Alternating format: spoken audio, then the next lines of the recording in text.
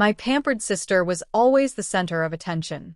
She attended an elite school, enjoyed extravagant vacations, and received a brand new car when she turned 18. At our grandmother's birthday dinner, she learned that I had secretly purchased a penthouse in New York City. She completely lost it. She yelled, my dad dropped his fork, and my aunt said something that left everyone speechless. Hey, Reddit. Growing up, I didn't have just a sister. I had a princess. At least, that's how my parents treated her.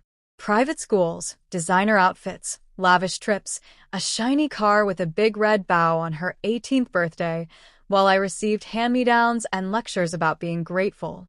Don't get me wrong, I didn't dislike her. I resented how my parents adored her like she was a rare gem and viewed me as mere packaging. But being overlooked taught me something important. Silence is strong. It teaches you to observe and to create without an audience. While my sister showcased her glamorous life, I was busy working. While she shared beach photos, I was studying. While she boasted about her car, I was making smart investments. I didn't need their attention. I just needed to recognize my own worth. Last weekend, my grandma turned 82, and all she wanted was a family dinner. I knew what to expect.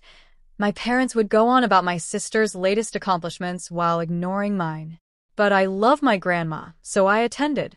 As soon as I entered the restaurant, I heard my sister's voice. Oh my God, you made it. Wow, you actually look decent today. My mother laughed as if it were the funniest thing ever. I offered a polite smile. I was accustomed to it. I refused to let their narrow-mindedness invade my expansive world. We all took our seats. My dad was at the head of the table, my grandma sat beside him with a warm smile, and my sister positioned herself in the spotlight. Just as expected, my mother began boasting. Sophia is doing so well. Her job is fantastic, and she's planning another international trip. Plus, she's looking at another luxury car. My dad nodded with pride. She truly is the star of the family. I quietly sipped my water. My lovely grandma leaned in and asked, "And what about you, dear? How are you?" Before I could respond, my sister interrupted loudly. "She's fine, Grandma. She lives in what? A tiny apartment in the city." She tilted her head, feigning sympathy. "You should really think about upgrading someday." Laughter erupted, except from Grandma, who observed me closely, as if sensing something others missed. The waiter came to take drink orders. When he reached me, he asked, "And for you, miss?" I replied softly, "Just sparkling water. I'm driving later." My sister smirked. "Oh, please. Driving where? To your little studio?" I chose not to respond, but my aunt raised an eyebrow. "You still live in that apartment?" I smiled slightly. "No, I moved." My mother's reaction was sharp. "You moved? Why didn't you tell us?" I shrugged. No one asked. That irritated her. Before she could reply, my sister scoffed. "Well, where do you live now?"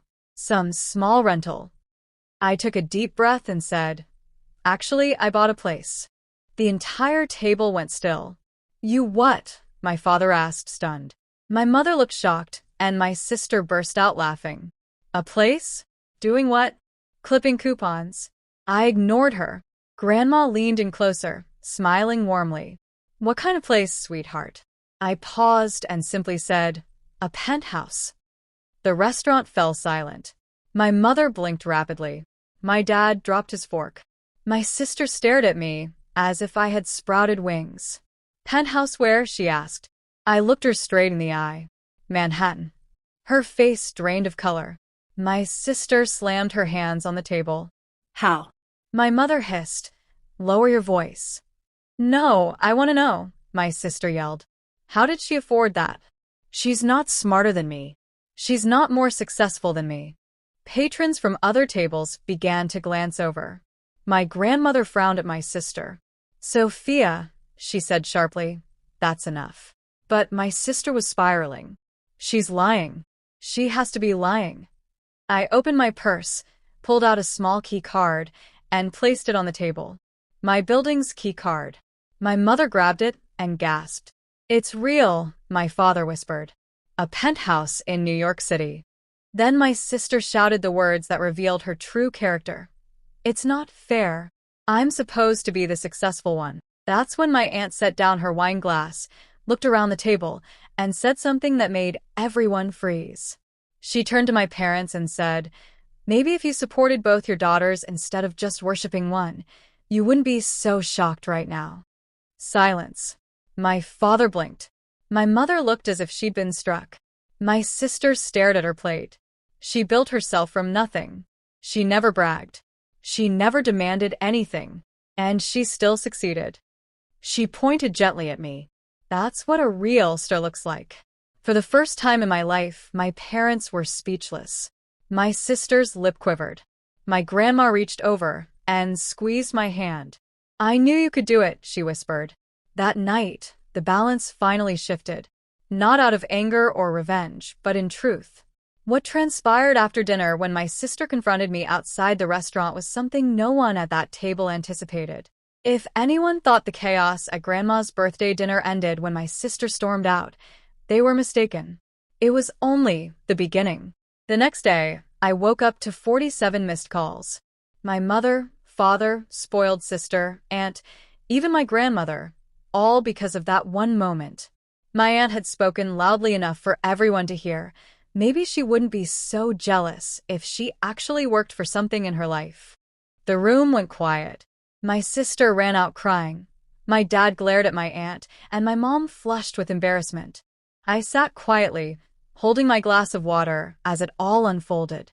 So, when I woke up and saw the missed calls, I knew the house was metaphorically on fire. I opened her text. "You made me look stupid. You should have told me you bought a penthouse. I look like a loser." I sighed. Not a single congratulations. Not a single, "I'm proud of you." Not even, "How did you do it?" All she cared about was her embarrassment. I replied, "Your reaction ruined your reputation, not my success." She didn't respond. For the first time, she had no comeback. My grandmother invited me to her house later that afternoon.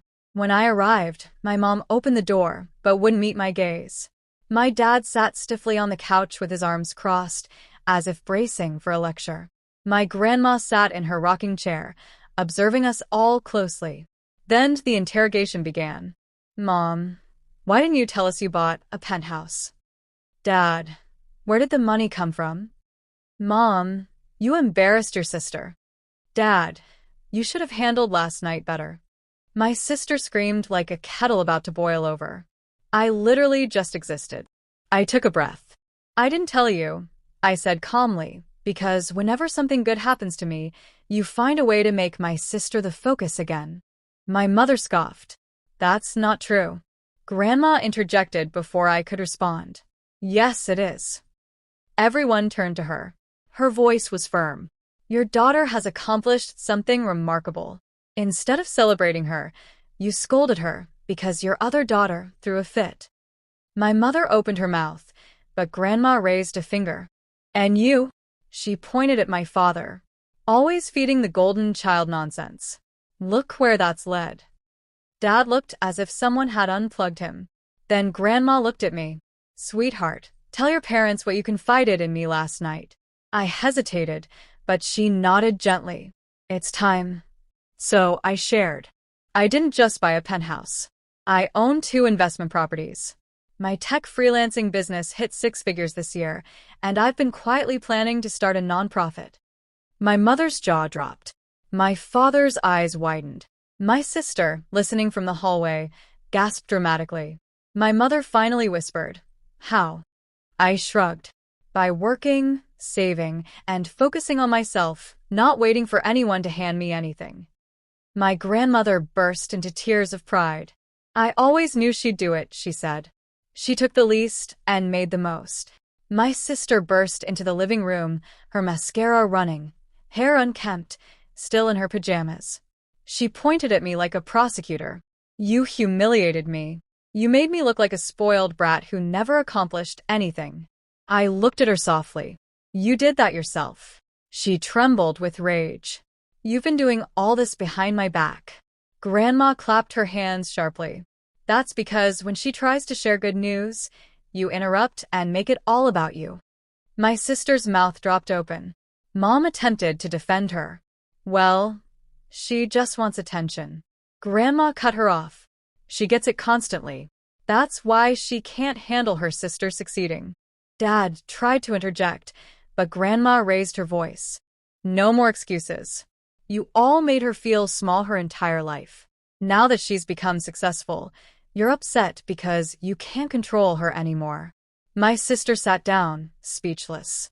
Mom stared at the floor, and Dad sighed, defeated.